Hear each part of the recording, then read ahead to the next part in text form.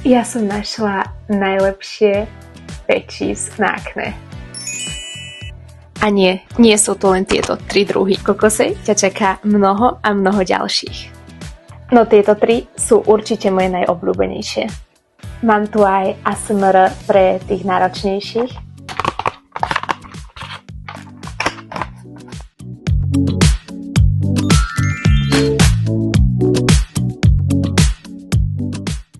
Tieto už nie sú len modný doplnok alebo zábrana proti nečistotám. S kyselinou salicylovou a tea tree urobia naozaj svoju prácu.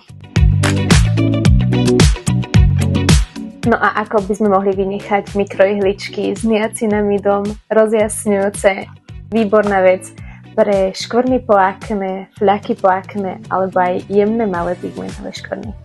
A už je len na tebe, ktoré si vyberieš. A ak to nevieš, tak sa príď poradiť k nám do Kokosu.